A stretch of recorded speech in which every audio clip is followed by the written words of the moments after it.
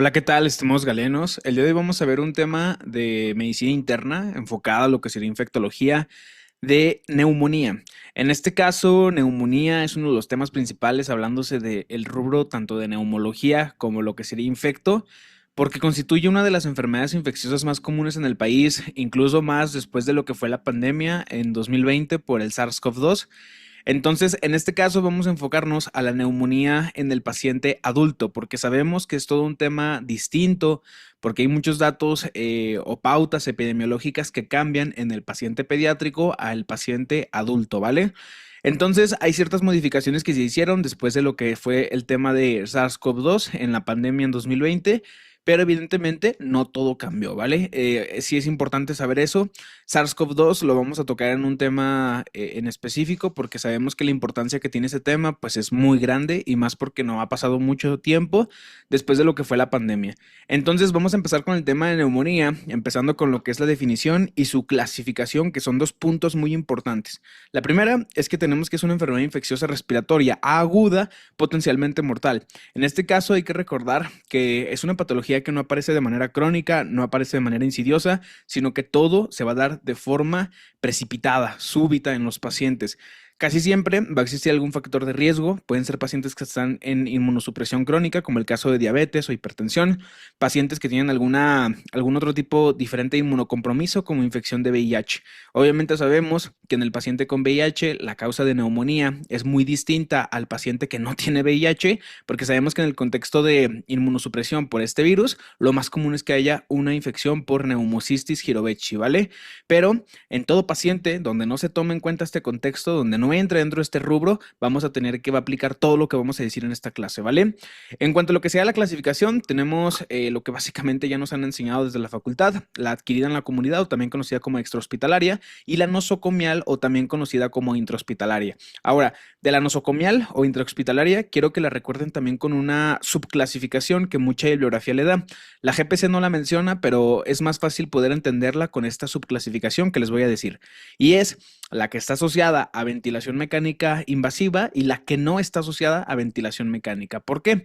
Porque es más factible que los pacientes que ingresan a UCI, que están con ventilación mecánica invasiva, tengan neumonía nosocomial y teniendo como principales agentes en ese rubro a lo que sería el Staphylococcus aureus, generalmente meticilino resistente, o sea, el MERSA, y también lo que sería la Pseudomonas aeruginosa, ¿vale? Acuérdense que Pseudomonas aeruginosa es uno de los agentes gram negativos asociados a la cuestión de métodos invasivos, colocación de sondas, catéteres venosos y pues obviamente la intubación mecánica prolongada, ¿vale? Entonces la nosocomial va a ser aquella que se desarrolla después de 48 horas del ingreso hospitalario o 10 días después de su egreso, ¿vale? La neumonía adquirida en la comunidad o extrahospitalaria, que este sería el nombre, digamos, más correcto, es la que es desarrollada fuera del contacto hospitalario. El paciente no tiene nada que ver con haber estado ingresado, es un paciente que no tuvo que haber ido a ninguna clínica donde se le hiciera alguna prueba o algún método invasivo y además la definición se complementa diciéndonos que también puede aparecer en las primeras 48 horas del ingreso hospitalario. Si ingresamos un paciente a lo que fue el hospital, imagínense que lo subimos a piso de medicina interna y han pasado menos de 48 horas, eso se considera que la neumonía venía desde afuera, ¿vale? Venía desde la comunidad. En dado caso que ya se desarrolle después de lo que fueron esos 2 días o después de 48 horas, ya estaríamos hablando de una neumonía de tipo nosocomial o intrahospitalaria, ¿vale? Sabemos que esto es muy común en los hospitales porque desgraciadamente México al menos no tiene medidas de saneamiento o de alguna manera para poder tener a los pacientes totalmente aislados. Las zonas donde colocamos a los pacientes muchas veces pues llegan a tener comunicación y puede haber lo que son brotes, ¿vale? Entonces muy importante esto. Yo recuerdo mucho en mi internado que esto pasaba mucho, sobre todo donde estaban los pacientes de nefrología, que había muchos brotes. Entonces es muy importante tenerlo en cuenta para que no se nos vaya a pasar. En cuanto a lo que sea la epidemiología, tenemos que esta enfermedad tiene una incidencia de 3 a 8 casos por lo que serían 1000 habitantes al año. Es una enfermedad infectocontagiosa muy importante, ya que tiene una mortalidad muy relevante. La mortalidad global es del 10% y esto llega a aumentar hasta el 30%, incluso hay pacientes que hasta el 40%, si son pacientes que se asocian a neumonía asociada a ventilador. Más adelante vamos a ver cómo se eleva lo que es esa mortalidad. Además, 10% de los pacientes que ingresan al hospital con lo que es neumonía van a poder o van a ingresar a lo que sea la unidad de cuidados intensivos. Muy importante porque generalmente aquí vamos a tener varios criterios para ingresarlo. Digo, sé que esto excede al médico de primer nivel, al médico general, pero varios de ellos que seguramente recordarán de COVID eran todos aquellos pacientes que empezaban a generar síndrome de distrés respiratorio, que el Kirby o lo que era el Kigali a través de los criterios de Berlín empezaba a empeorar y teníamos neumonías muy severas, ¿vale? También otra cosa importante, la etiología. Aquí deben saber que la etiología es todo un cambio en el paciente pediátrico y en el paciente adulto. Por eso empecé la clase mencionándoles que en este caso nos vamos a enfocar a pacientes adultos, pero porque en pacientes pediátricos vamos a tener una clase exclusiva de neumonía en pediatría, ¿vale? Sobre todo porque quiero que hagan esta diferencia. Pacientes pediátricos, siempre la etiología va a ser viral. Evidentemente puede existir una infección bacteriana en un pediátrico, pero sea algo muy raro porque lo más frecuente es viral. Ahora puede llegar a haber coinfección, que esto se le conoce como neumonía mixta, que esto sucede en un 30%. Y les digo, esto sucede más en pacientes pediátricos, aunque también puede pasar en pacientes adultos. Pacientes pediátricos, el principal agente viral, digo, esto lo vamos a enfatizar más cuando veamos esa clase en exclusivo, es el virus sincitial respiratorio, ¿vale? Muy importante. También en pacientes arriba de 75 años, donde también la etiología viral vuelve a tener mayor incidencia en pacientes muy ancianos, tenemos que el sincitial respiratorio también va a tener importancia. Ahora, en cuanto a lo que sería el paciente adulto con neumonía, la principal etiología es bacteriana. Y aquí quiero que en las siguientes diapositivas pongan mucha atención en cuestiones cuando lo dividamos en típicas y atípicas, ¿sale? Recordando siempre que las bacterianas son 2/3 y el principal agente de las bacterianas es el Streptococcus pneumoniae. Lo más frecuente, lo que más nos van a preguntar cuando se hable de una neumonía bacteriana en un adulto son de neumonías lobares o neumonías alveolares. ¿Quién las produce? Streptococcus pneumoniae. Acuérdense que este es el principal agente de los típicos. Y tenemos que 1/3 son producidos por etiología viral. Lo más frecuente es influenza, ¿sale? Ojo, la GPC de neumonía es del 2017, la última actualización que tenemos en el paciente adulto. Entonces, esto está un poco sesgado porque sabemos que la pandemia pues, sucedió en 2020 y sabemos que en 2020 el COVID fue el agente viral que más tuvo incidencia, incluso más que los bacterianos. Entonces, para esta fecha, evidentemente la influenza ya se ha recuperado y sigue siendo lo más frecuente, pero si nos llegan a preguntar de este año, del 2020, en la pandemia, pues evidentemente lo que vamos a contestar es el coronavirus, ¿vale? Muy importante, no se les va a olvidar, 2/3 bacteriana, 1/3 de tipo viral. 30% de los pacientes pueden tener etiología mixta, o sea, una sobreinfección que a lo mejor pudo haber empezado con una viral y luego se sobreinfectó con una bacteriana, ¿vale?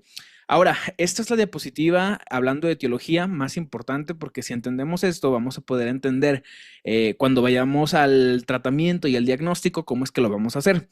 Tenemos los agentes típicos y los agentes atípicos. Los típicos son estos tres: Streptococcus pneumoniae, que es el más frecuente, este se presenta en un 21 al 39%, Haemophilus influenzae 1.5 a 14% y tenemos la Moraxella catarrhalis. Recuerden que estos tres son los más preguntables y estos tres, dato curioso, también se repiten en lo que sería rinosinusitis y también se repiten para otitis media aguda, ¿sale? Entonces, estos básicamente pueden ser muy preguntables por esa repetición en distintas enfermedades infecciosas de la vía respiratoria. En cuanto a lo que serían agentes atípicos, tenemos el Staphylococcus aureus. Aquí quiero que recuerden sobre todo, si vieron la clase de medios de cultivo que está aquí en el canal, seguramente se dieron cuenta que les hablaba de que estos son coagulasa positivo. El Staphylococcus aureus, coagulasa positivo, una de las características que tiene es que puede crear cavitaciones, puede hacer neumotórax o incluso puede hacer embolizaciones a nivel hematológico, ¿vale? Hace émbolos sépticos. Esto es muy importante porque este agente es muy agresivo. Seguramente habrán escuchado de un agente que se conoce como MRSA, que básicamente es el Staphylococcus aureus, resistente a meticilina. Más adelante vamos a ver que si encontramos este agente, hay un antibiótico específico que va dirigido contra este, ¿vale? Seguramente ya varios lo sabrán, si lo saben, déjenlo aquí en los comentarios. En cuanto a lo que sería Legionella, Neumófila, Klebsiella pneumoniae también son los tres atípicos más importantes, junto con lo que sería Mycoplasma, hablándose de bacterias, ¿vale? Acuérdense que Mycoplasma pneumoniae es muy frecuente en jóvenes y por lo general son cuadros clínicos muy leves, ¿vale? Podrían parecer que incluso pues, cursan como de manera benigna, al menos así nos lo describe la GPC, ¿vale?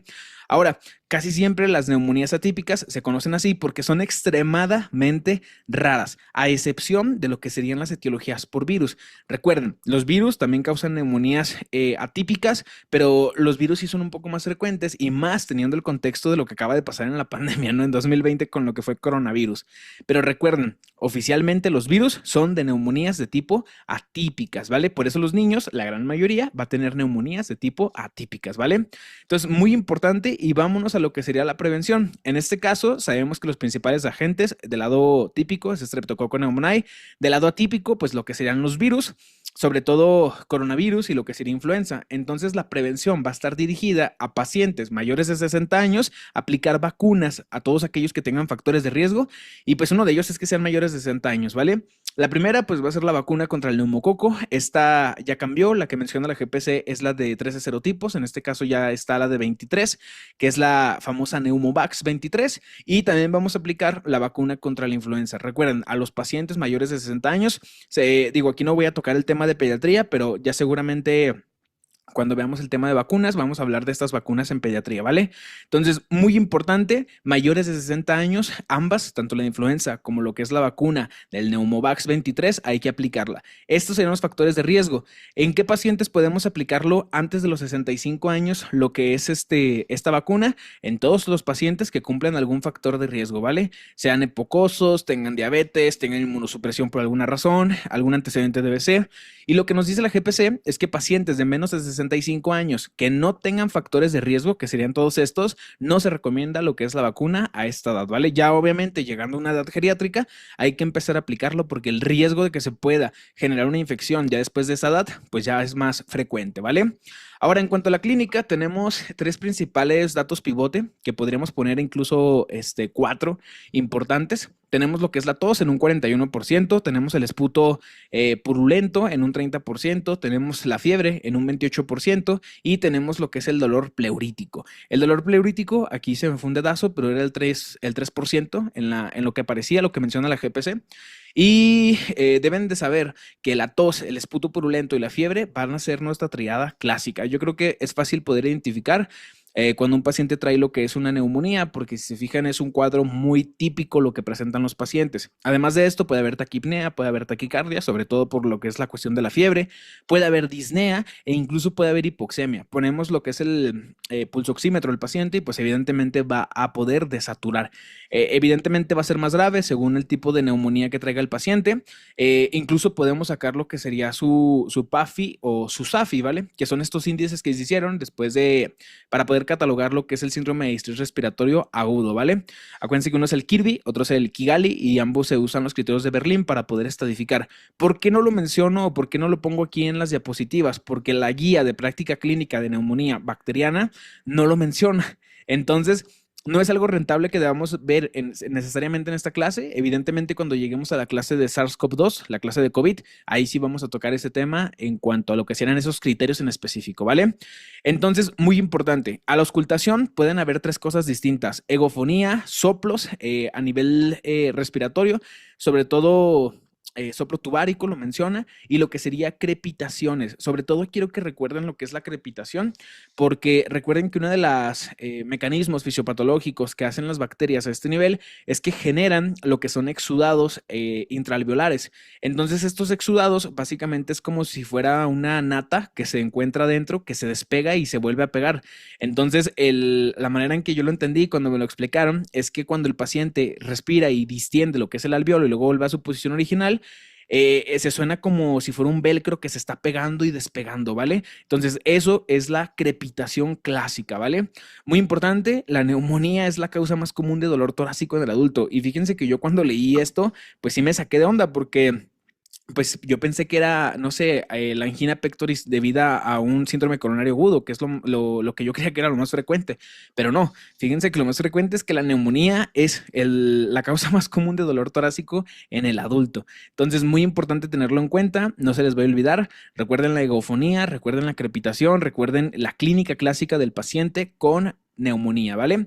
Ahora vámonos al diagnóstico y aquí hay puntos muy importantes que hay que tener en cuenta, sobre todo la radiografía. Deben de saber que el estudio inicial y que siempre se tiene que pedir para poder diagnosticar lo que es una neumonía es la radiografía de tórax. En este caso se pide una radiografía posterior anterior, que son estas que estamos viendo aquí atrás, y de no tener radiografía y contar con ultrasonido también se puede realizar. En este caso la guía es un poco vieja, es del 2017 y el ultrasonido en ese entonces pues no tenía todavía mucho auge, todavía no se usaba demasiado. Ahorita actualmente ustedes ven que ya básicamente todos traen su ultrasonido para todos lados. Y muy importante, actualmente ya es literalmente uno de los métodos más importantes para llegar a diagnósticos incluso más rápido que con las radiografías. Evidentemente el ultrasonido es operador dependiente y puede tener sesgos, pero realmente ha alcanzado una gran popularidad y pues dicho y hecho, obviamente es porque es muy bueno. Entonces, si tenemos ultrasonido, podemos utilizarlo. En dado caso de que tengamos radiografía, sería el inicial, el que nos marca la guía de práctica clínica. Y lo que tenemos que revisar es el infiltrado pulmonar de nueva aparición. Aquí, muy importante, infiltrado pulmonar de nueva aparición. Evidentemente, si ese infiltrado no estaba antes, obviamente que no estamos hablando de un infiltrado que fue nuevo y por ende no sería dudar en nuestro diagnóstico, ¿vale?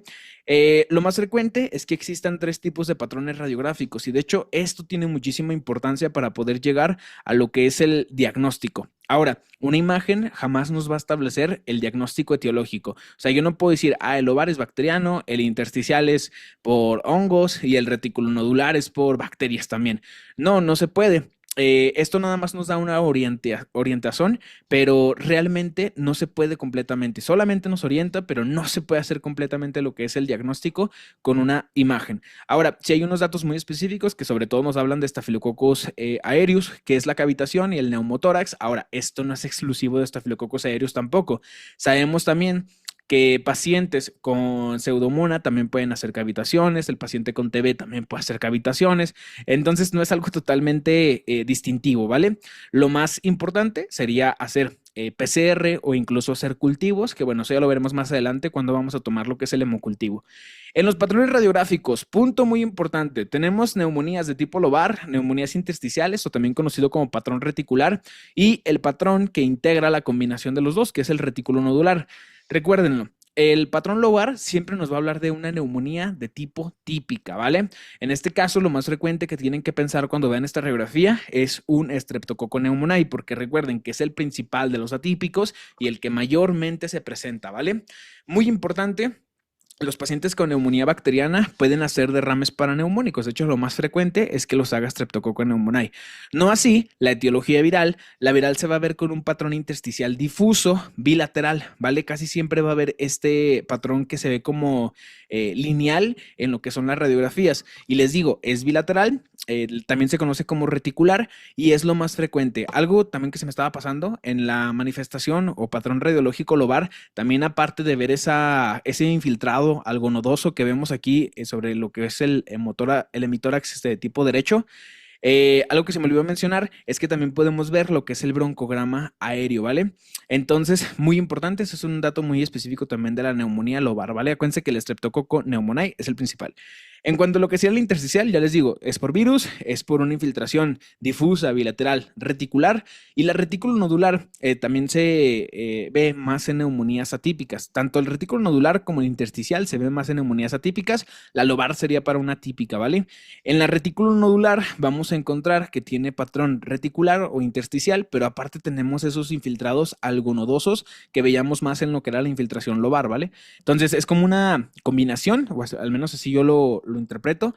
Y la retículo nodular también la pueden llegar a encontrar como bronconeumonía, ¿vale? Entonces, muy importante, recuerden que si ven neumonías atípicas, hay que pensar en todas las etiologías bacterianas que veamos acá de tipo atípica o incluso en lo que son las etiologías virales. Si vemos una lobar, pues inmediatamente hay que pensar en una etiología de tipo típica y específicamente el Streptococcus pneumoniae. Recuerden que el tratamiento para las atípicas inicial que se tiene que dar, evidentemente esto es solo para el principio, son los macrólidos, ¿vale? Mientras que en pacientes con neumonías lobares, donde la etiología es Staphylococcus pneumoniae, es los derivados de beta-lactámico, ¿vale? Penicilina, amoxicilina, sobre todo amoxicilina, y ahorita vamos a ver en el tratamiento. Entonces, muy importante, ahora vámonos a los biomarcadores. Aquí tenemos dos principales que tienen que recordar. Uno, la procalcitonina y dos, la proteína C reactiva.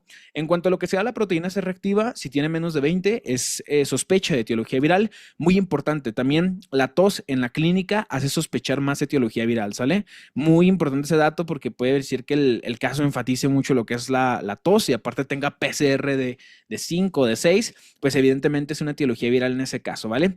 Digo, también habría falta ver el contexto etario para ver la edad del paciente y poder diferenciar más fácil, ¿no? La PCR entre 20 y 100 hay que revalorar antibiótico porque todavía no pasa el rango con el cual tenemos que dar antibiótico. Nos menciona la GPC que en este caso hay que retrasar el antibiótico y volver a tomar otra PCR a las 24 a 48 horas. De ser más de 100 ya en esta, hay que empezar lo que es antibiótico, ¿vale? La procalcitonina también arriba de 2 nanogramos sobre decilitro, también es sugestiva de etiología bacteriana. Entonces, ante estos dos resultados positivos, PCR arriba de 100 o proca arriba de 2, hay que dar antibiótico, ¿vale? Muy importante, no hay que usar lo que es la detección de antígenos urinarios a menos de que se piense en legionela. Si estamos en una zona endémica de legionela o creemos que este es el agente bacteriano, una de las maneras de poder diagnosticar específicamente esta bacteria es a través de los antígenos urinarios específicos para esta bacteria, ¿vale? Acuérdense que la legionela es la enfermedad de los legionarios. Seguramente cuando estuvieron en la facultad vieron eso. Ya después cuando veamos una clase específica de legionela comentaremos más cosas, ¿vale? Klebsiella y legionela e incluso Haemophilus influenzae tienen cosas muy interesantes. En cuanto a lo que sería el hemocultivo, tenemos que este se va a pedir para NAC severa. En este contexto, en neumonía severa, cuando el paciente se intuba, el paciente está demasiado grave, hay que hacer lo que es un cultivo para poder hacer su antibiograma y pues obviamente dar un tratamiento específico contra lo que sería ese tipo de neumonía, ¿vale? Y pues bueno, también cultivo para áreas endémicas de Legionela. Acá también se puede pedir lo que es eso. Entonces, muy importante, no se les vaya a olvidar. Es algo que evidentemente puede ser muy preguntable, sobre todo los valores de PCR y procalcitonina, para pensar en una etiología bacteriana, ¿vale? Ahora, la NAC viral, muy importante esto. El principal método diagnóstico, digámoslo, estándar de oro, siempre va a ser la reacción en cadena de polimerasa, la PCR. Aquí no se confundan con PCR como diagnóstico en tanto a proteína C reactiva y reacción en cadena de polimerasa, porque a mí a veces me pasa eso. Entonces, recuerden, la PCR, reacción en cadena de polimerasa, es el mejor para agentes virales. Y en cuanto a lo que sería el hisopado nasal, pues es el muestreo, ¿no? Así es como lo obtenemos. Entonces, muy importante, no se les olvide, acuérdense que el hisopado nasal también sirve para las pruebas rápidas, casi siempre es el que usamos. Entonces, esto solamente en caso de que se piense de NAC viral, ¿vale? Entonces, muy importante. Ahora, esta puede ser tal vez la diapositiva o una de las más importantes de esta presentación, porque gracias a estos criterios vamos a aprender a diferenciar cómo vamos a tratar al paciente. Entonces, tenemos lo que son los criterios del PCI, que es el Pneumonia Severity Index, que básicamente son un chorro de criterios, que la verdad es que yo veo imposible que nos los aprendamos todos para el nacional, la verdad es que no tiene chiste. Los que sí son muy aprendibles es el CRB 65 y el CURB 65. Primero vamos a ver el PCI, porque fíjense que la GPC recomienda que el PCI debe ser la primera opción para determinar el tratamiento inicial. Y esto también me sorprendió, porque yo por muchos años pensé que era el CURB 65.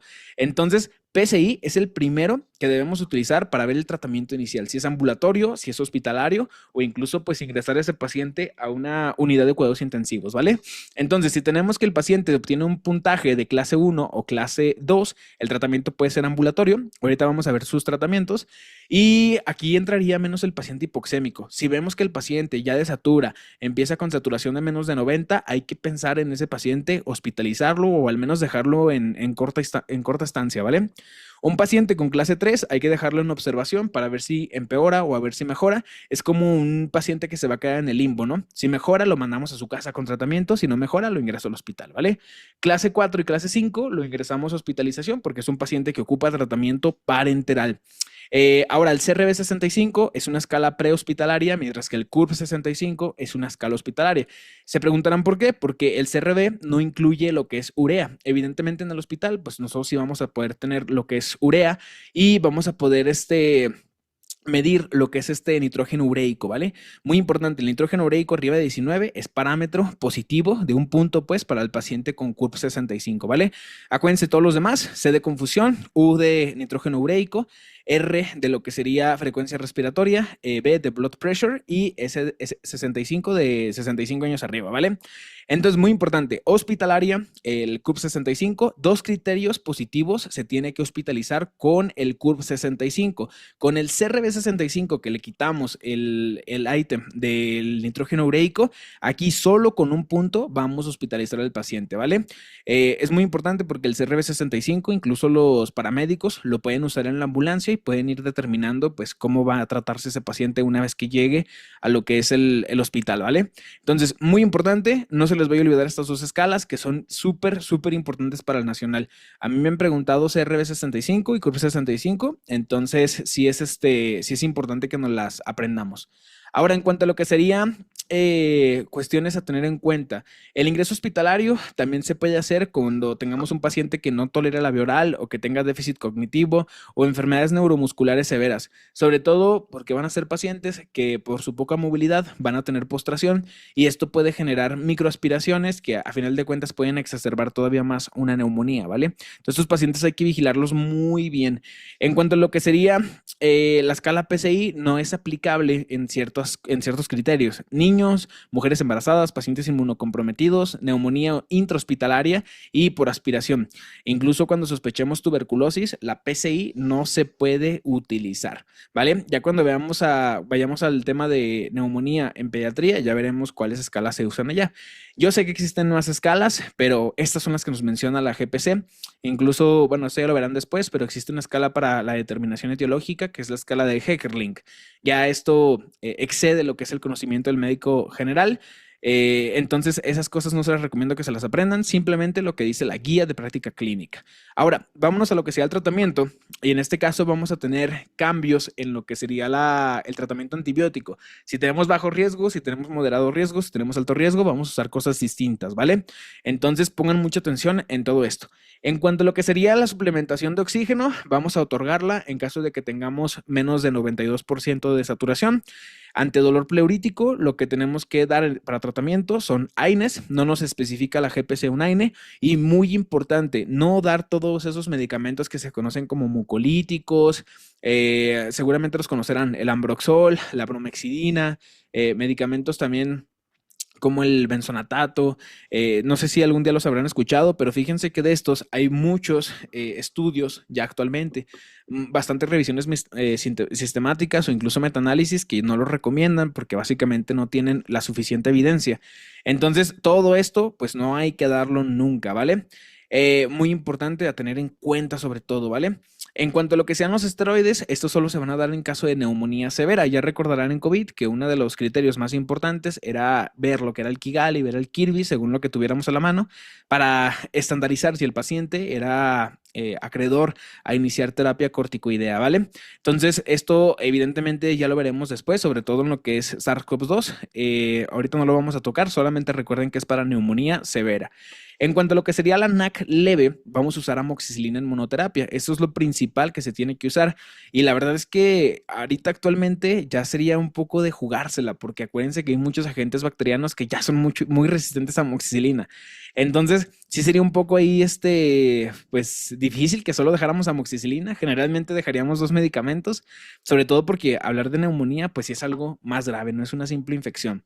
En caso de que los pacientes sean alérgicos a penicilinas, hay que dar macrólidos o tetraciclinas. Aquí sobre todo quiero que tengan en cuenta los macrólidos. Siempre que hay alergia a lo que son los beta-lactámicos, los macrólidos casi siempre son la segunda opción en casi todas las patologías, ¿vale? Ahora, en cuanto a lo que sea el tratamiento de NAC moderada, vamos a tener que lo principal va a ser dar quinolonas, especialmente lo que es el levofloxacino. Acuérdense que el levofloxacino es una quinolona respiratoria. Esta se tiene que dar en monoterapia.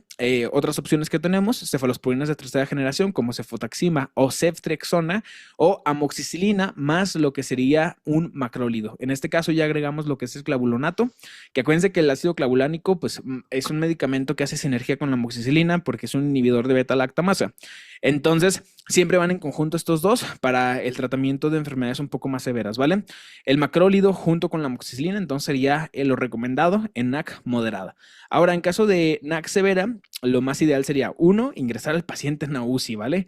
Evidentemente es un paciente que no se puede tener en piso porque le ocupa mucha más atención. Y en este caso lo recomendado que nos dice la GPC es usar beta-lactámico IV más macrólido o beta-lactámico IV más quinolona. Básicamente en este caso ya todo sería el tratamiento parenteral. Aquí les dejo un levofloxacino. Seguramente habrán visto este medicamento en el hospital. En cuanto a lo que sería la neumonía viral, nada más aquí tienen que recordar de inicio que la influenza, el principal antiviral que usamos es el oseltamivir, aunque también se puede usar lo que es el zanamivir, ¿vale? Acuérdense que la dosis normal del oseltamivir es 75 miligramos. Ya cuando lleguemos a ese tema en específico en pediatría, porque ahí sí lo vamos a ver más a fondo, vamos a retomar eso de las dosis del oseltamivir. Ahora, si son pacientes inmunocomprometidos que ocupan un antiviral más potente, se puede dar lo que es ribavirina, ¿vale? Muy importante porque será la única indicación para indicar ribavirina en caso de NAC viral. Por ejemplo, imaginemos que tenemos un paciente con inmunocompromiso debido a VIH y tener una NAC viral, pues la ribavirina en ese caso sería lo más oportuno, ¿vale? Entonces, muy importante, no se les vaya a olvidar eso. Ahora, como últimos puntos, vamos a tocar lo que es la neumonía asociada a ventilación mecánica y lo que es la bronquitis aguda. Esto lo puse en una diapositiva para que nomás veamos lo más importante, porque no tenemos guía de práctica clínica de estos dos temas, pero nada más para hacer la diferenciación, ¿vale? Acuérdense que la neumonía asociada a ventilación mecánica es una complicación dentro de las primeras 28 a 72 horas de la intubación endotraqueal y en este caso lo más importante es ver el tiempo de evolución para ver la etiología. Si es menor a 5 días, lo más común es que sea Streptococcus pneumoniae todavía o Staphylococcus aureus, ¿vale? En dado caso que tengamos más de 5 días, va a ser por MRSA, que es el Staphylococcus aureus resistente a meticilina, o Pseudomonas aeruginosa. Lo más frecuente es que sean estos dos patógenos. Entonces, si llegan a preguntar del contexto de un paciente con ventilación mecánica de larga evolución, ¿es MRSA o es Pseudomonas aeruginosa, ¿vale? El tratamiento para el MRSA, muy importante, la vancomicina, aunque también hay algunos artículos que recomiendan lo que es la rifampicina, ¿vale? La mortalidad, pues obviamente excede muchísimo más a una neumonía asociada a la comunidad o intrahospitalaria que no tenga que ver con ventilación mecánica. La mortalidad se sube hasta un 30 al 70%. Recuerden que la que no está asociada a esto, su mortalidad global era el 10%, entonces la mortalidad aumenta muchísimo, ¿vale? Ahora, en cuanto a lo que sea bronquitis aguda, recuerden que este es un proceso infeccioso igual respiratorio, pero de tipo viral. Generalmente lo más destacable es que hay una hiperproducción de moco que oblitera lo que son los bronquios, pero lo más importante es que esta es reversible. Al tratarse de un origen viral, se autolimita, es reversible. Por lo general se presenta más en otoño e invierno, que es donde las patologías virales pues aumentan demasiado por la cuestión del clima. Y la etiología más común puede ser por rinovirus, por coronavirus, por adenovirus y el tratamiento únicamente sintomático. Evidentemente, pues no hay que dar lo que son antibióticos ni nada de lo que damos en los tratamientos de etiología bacteriana, ¿vale? Entonces, muy importante. Espero que les haya gustado mucho esta clase de neumonía. Es una clase, tema importantísimo para el nacional, sobre todo porque sí lo veo muy preguntable. Cualquier duda que tengan o cualquier pregunta, estoy a sus órdenes. Muchas gracias, espero que les haya gustado mucho. Y por favor, dejen un like, dejen un comentario, dejen por ahí algún mensajito. Cualquier cosa, aquí seguimos. Suerte con su estudio a todos. Bye.